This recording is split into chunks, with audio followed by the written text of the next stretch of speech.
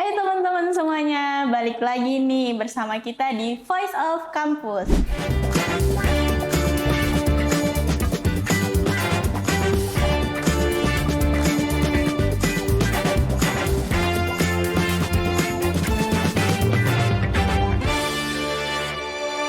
Jadi hari ini kita akan membahas banyak informasi-informasi penting nih teman-teman bersama seseorang bintang tamu kita hari ini yang sangat luar biasa, yang tentunya beliau punya banyak pengalaman, kesibukannya juga yang sangat luar biasa.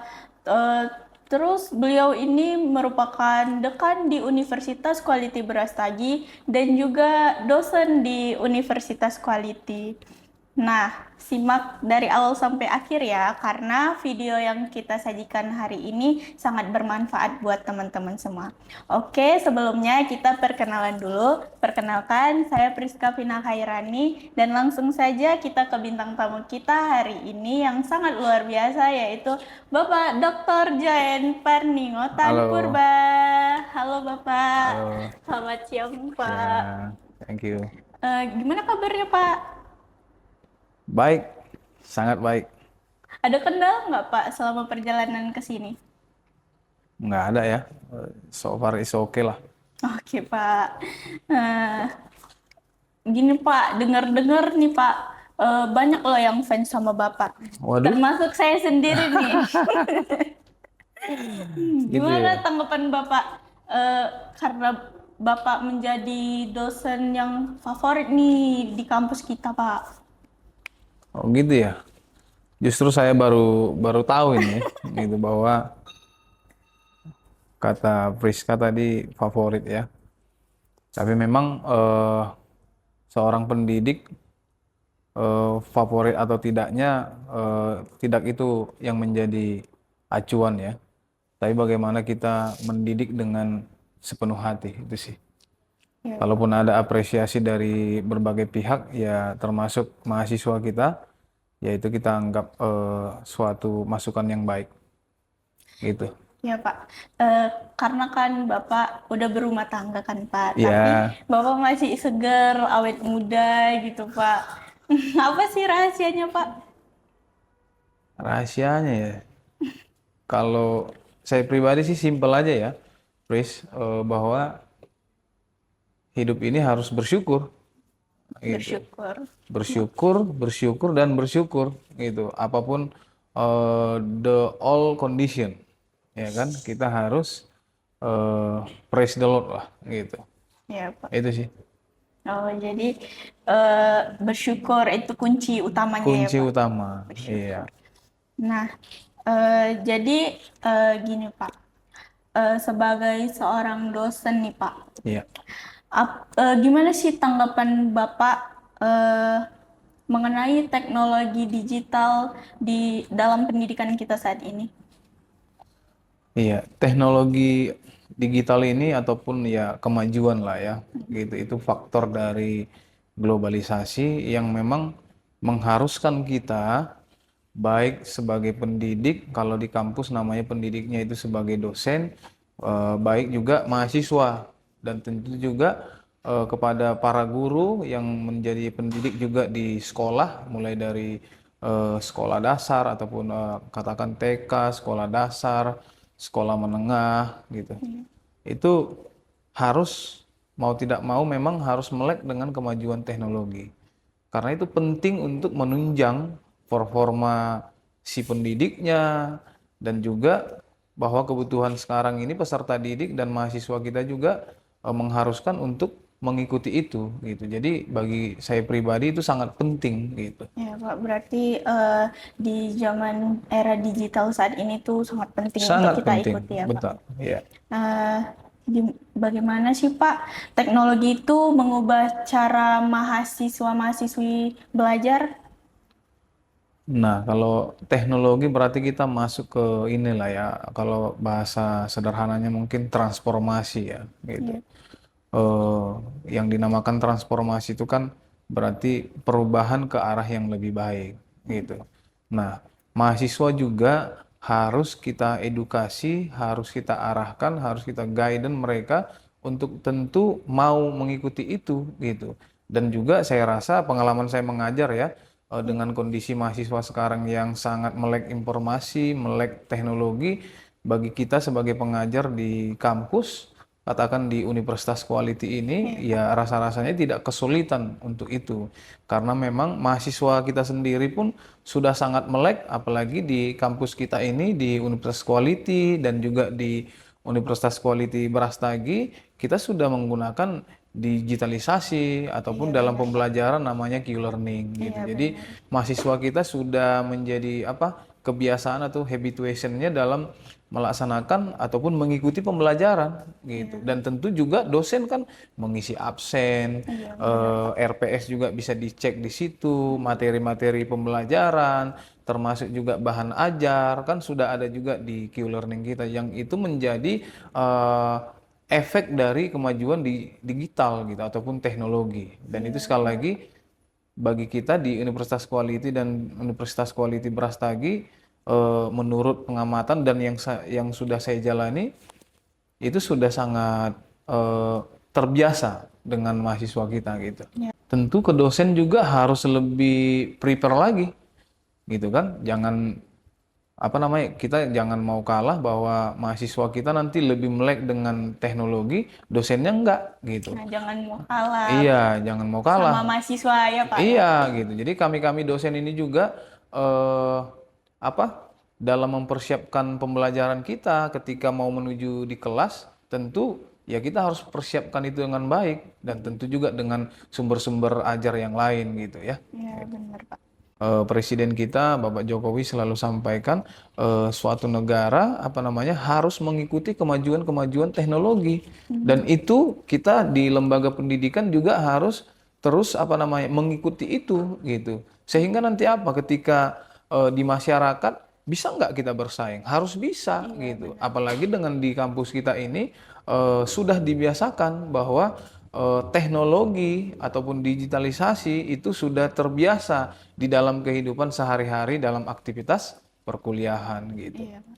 Untuk terus berkembang dalam inovasi pendidikan itu seperti apa, Pak? Iya, tentu mahasiswa seperti yang kita sampaikan tadi harus ikut serta, bila perlu memang ya awal-awal kesannya seperti dipaksa ya, dipaksa oleh institusi, dipaksa oleh Bapak Ibu dosen, dipaksa oleh sistem yang ada, tapi kita meyakini dengan inovasi-inovasi yang dibuat dan mahasiswa ikut serta gitu.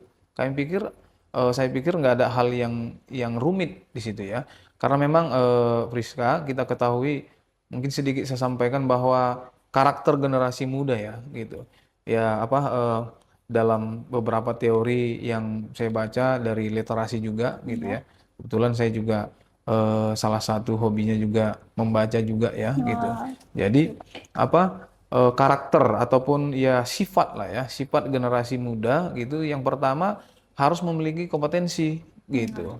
Nah, Harus memiliki kompetensi. iya, harus memiliki kompetensi apapun itu. Nah, saat ini Priska dalam situasi perkuliahan, masih semester termasuk masih semester muda, tapi udah memiliki bakat memandu, mengguiden dalam suatu acara diskusi. Bagi saya itu suatu kompetensi. Nah, itu yang pertama. Yang kedua, mahasiswa itu harus memiliki kepercayaan diri gitu, harus punya confidence gitu. Ya kan? Karena status tertinggi di kampus itu, walaupun mau S2, S3, seperti saya ya puji Tuhan mengalaminya, melewatinya, tetap namanya mahasiswa juga. Jadi kita harus latih diri kita memiliki kepercayaan diri. Lalu yang ketiga karakter. Nah, di kampus kita ini ada namanya moral etik dan bela negara. Saya pikir ini sudah sangat tepat dan ini menjadi ciri khas utama kita ya. Iya, benar. Ciri khas utama kita di universitas ini, dan saya pikir ini hal yang baru di dunia pendidikan, terkhusus di Sumatera Utara, mungkin juga di Indonesia juga ya gitu, bahwa kampus kita memberikan penciriannya yaitu moral etik dan bela negara. Bimbingan moral etik. Ya, itu sangat sangat bagus tuh Pak, berguna. Iya. Berguna banget.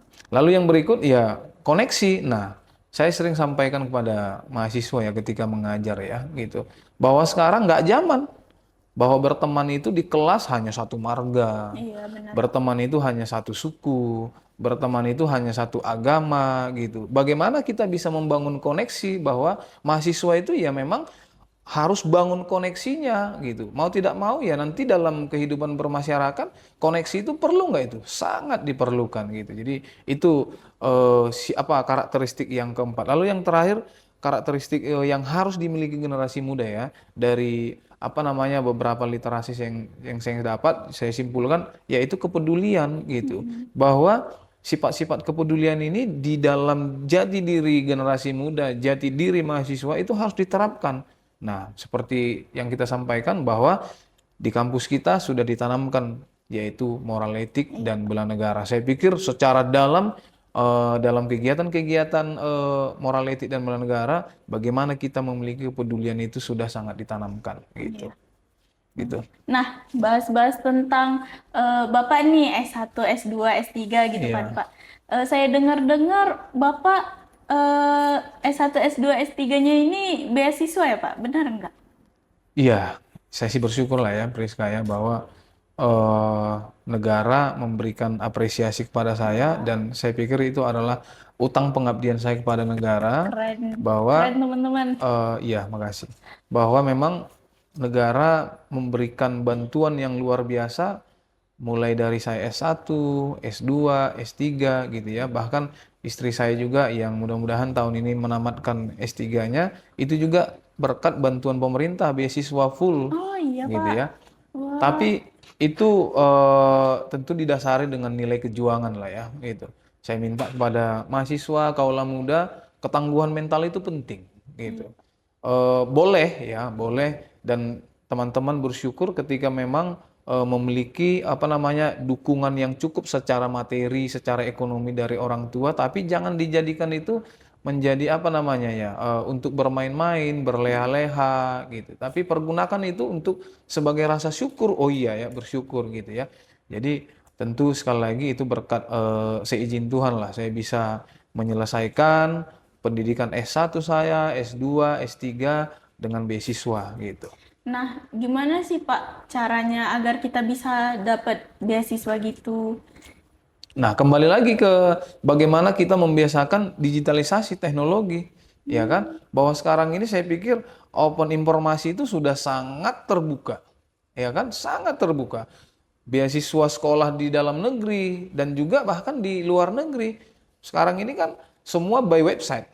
Iya, Ya kan, benar. kita bisa bisa cek nggak contohnya perkuliahan di kampus mana, bisa lihat nggak informasi-informasi beasiswa, informasi PKM gitu. Tahun ini kampus kita luar biasa loh, bisa mengikuti program dari pemerintah Kemendikbud, ada pertukaran mahasiswa, ada kampus mengajar, yang tentu ada yang sampai ke Bali, ke Ternate, mahasiswa kita. Di zaman kami kuliah S1 program itu nggak ada. Nah, maksudnya baik kepada mahasiswa itu peluang-peluang seperti itu jangan disia-siakan bahwa kita bisa kuliah di tempat lain itu menjadi sharing informasi, sharing knowledge, Banyak sharing pengalaman experience, juga ya Pak iya ya. pengalaman. Jadi sangat gampang sekarang menjangkau informasi. Di mana? Di tempat duduk kita dengan menggunakan smartphone kita. Iya, benar. Jadi sekali lagi saya sampaikan, ayo pergunakan kemajuan teknologi ini untuk mengembangkan potensi kita, gitu. Itu Nah, sih, dari Chris. pengalaman Bapak, beasiswanya itu Bapak ikuti melalui apa gitu, Pak? Nah, kalau Terus saya, Bapak tahu ya, dari mana gitu? iya. Yang pertama saya ikuti websitenya Kementerian Pendidikan. Saya kan beasiswa S2 dan S3-nya. Kalau beasiswa S1-nya yaitu PPA, prestasi gitu ya, di Unimed dulu, Universitas Negeri Medan. Lalu S2, S3-nya itu BPPDN, yaitu program Kemendikbud gitu ya. Sekarang namanya Kemenristek-Dikti gitu. Jadi saya ikuti, tentu ada ujian ya, ujian negara, baik di Kemendikbudnya untuk tahapan beasiswanya saya ikuti, begitu juga di tahapan program Pascasarjana di Universitas Negeri Jakarta ada ujian negaranya dan ada tahapan-tahapan yang lain Nah, gitu. ujiannya itu offline atau online, Pak? Pada saat itu saya offline, langsung memang ke Jakarta di Universitas Negeri Jakarta gitu.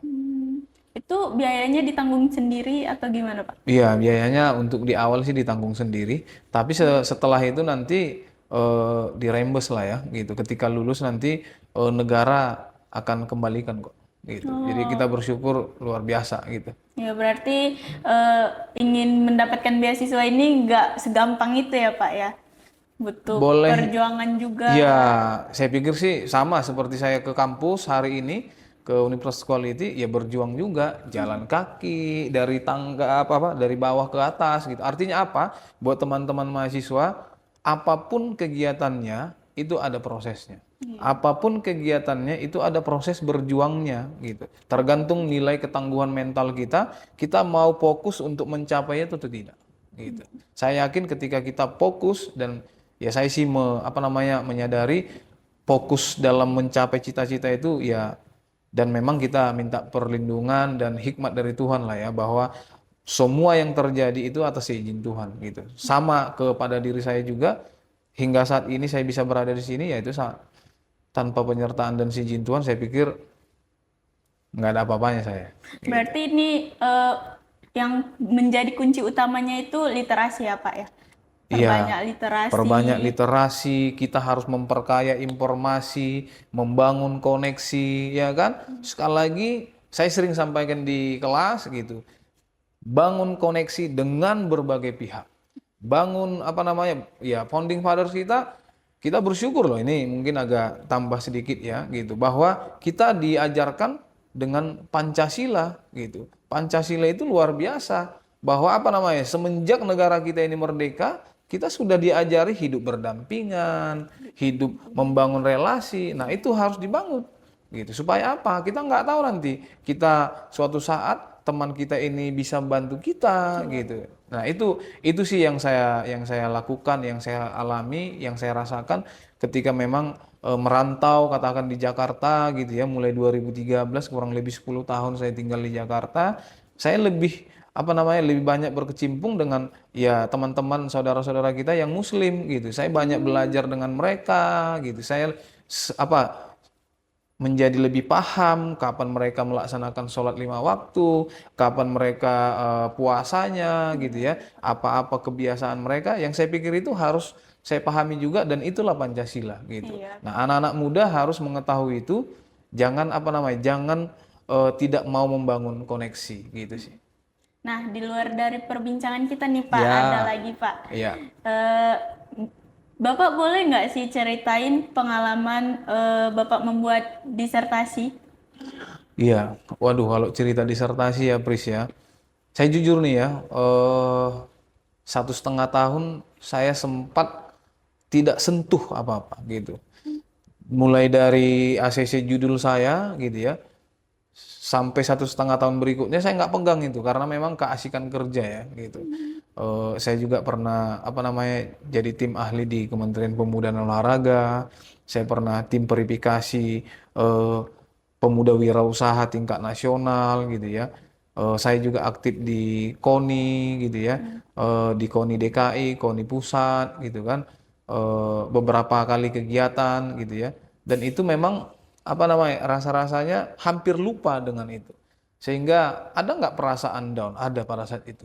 Ketika lihat di grup WA gitu ya, teman udah maju sempro gitu ya, waduh gimana ya gitu. Tapi itu tadi, ternyata yang harus dibangun bagaimana ketangguhan mental kita gitu. Iya, benar. Saya punya prinsip apa yang dimulai harus kita selesaikan dengan baik gitu. Apa yang dimulai harus Iya, jadi buat diselesaikan. teman-teman gitu ya, adapun katakan gangguan, ada problem dalam menyelesaikan tugas gitu ya, ya itu mungkin pasti ada lah. Tapi kita harus berjuang untuk menyelesaikan itu. Sehingga tahun lalu ketika memang menyelesaikan ini, ya sekali lagi itu berkat Tuhan, saya bisa menyelesaikannya dan saya nggak menyangka, wah bisa ya gitu. Hmm. Dengan segitu banyak perjuangan, apalagi saya kan mengangkat disertasi saya potensi sport tourism kawasan Danau Toba gitu. Ya kan? Dan tahun lalu saya juga udah menerbitkan buku ber-ISBN berkaitan itu sport tourism yang memang ini sebagai putra daerah, saya pikir ini sumbangsih saya gitu. Saya bolak-balik ke Samosir, bolak-balik ke karo, ketemu dengan pemangku kepentingan, ketemu dengan pegiat-pegiat sosial pariwisata, kelompok-kelompok wisata, desa-desa wisata. Saya pikir iya, ini pengalaman yang luar biasa dalam menyelesaikan studi saya, disertasi saya, yang saya rasakan ya seru, terharu, ya suka dukanya luar biasa lah gitu. 1,5 tahun saya menyelesaikan disertasi saya gitu. Iya, Gitu sih. sih Pak.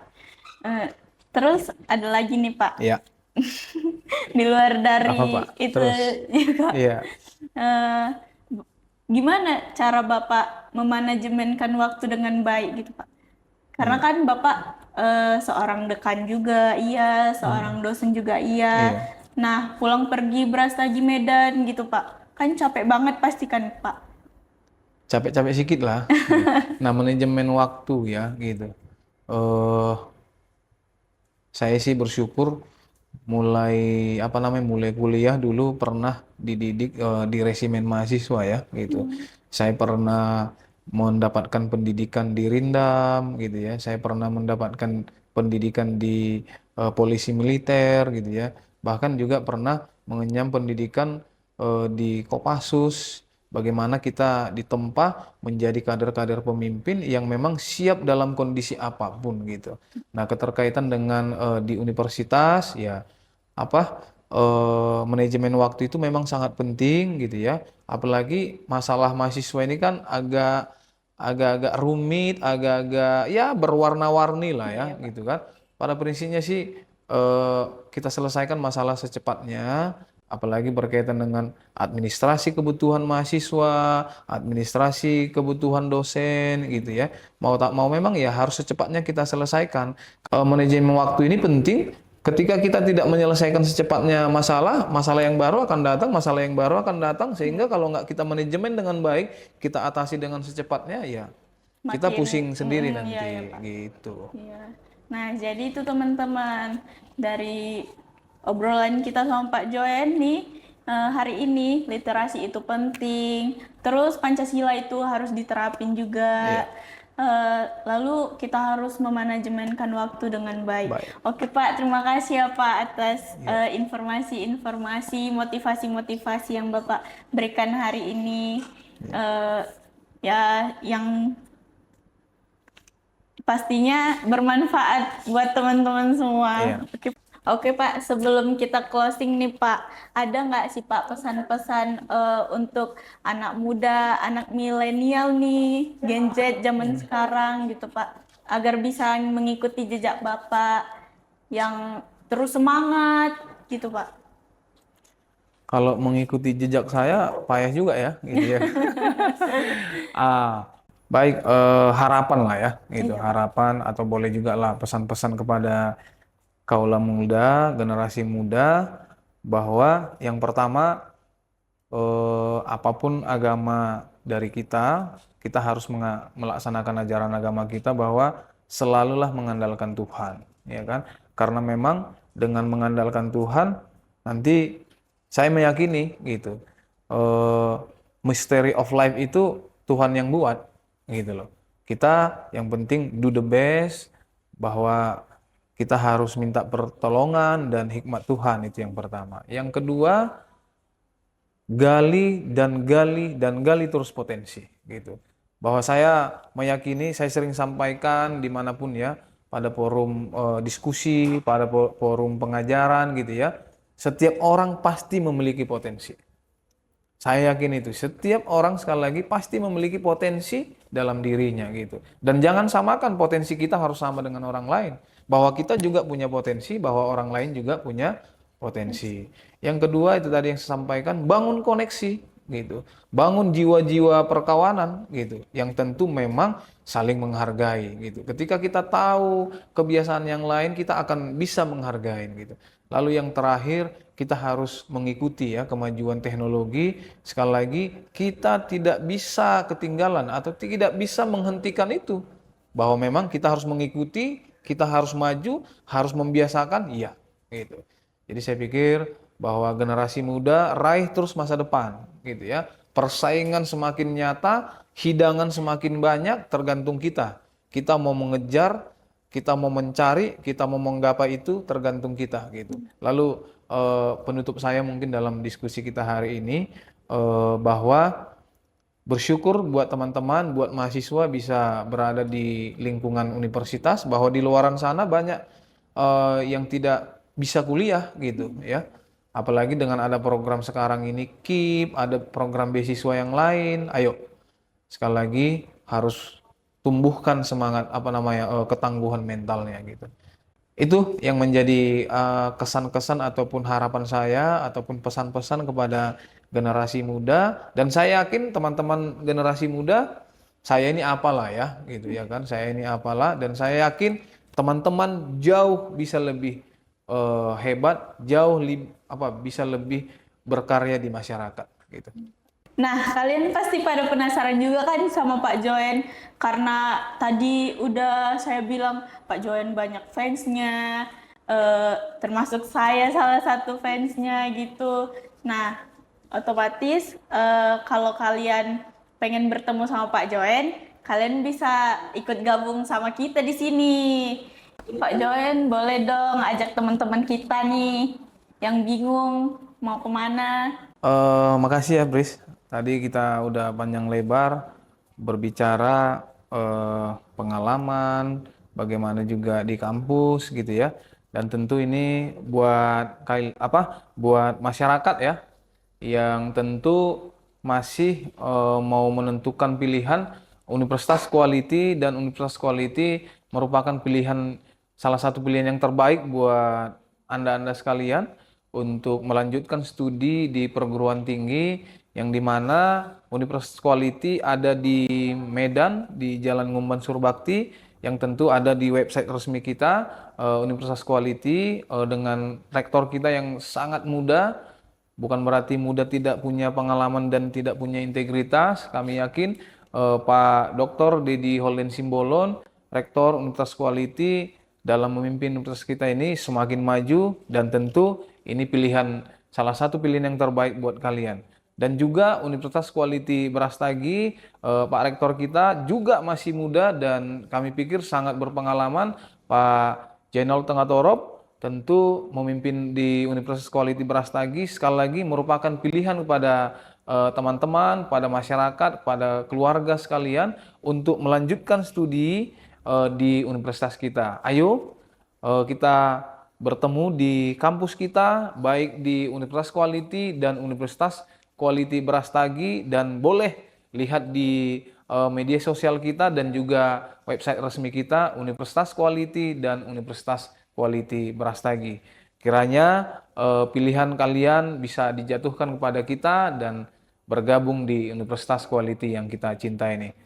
Makasih. Oke Pak, terima Ya. kasih Pak. Oke, terima kasih Bapak. Ya, makasih. Sukses selalu. Makasih Pris. Sukses buat Priska juga ya. Ya, amin Pak. Terima kasih teman-teman udah ngikutin video kita. Jangan lupa like, comment, subscribe, dan jangan lupa untuk ikutin video kita berikutnya. Bye. Bye.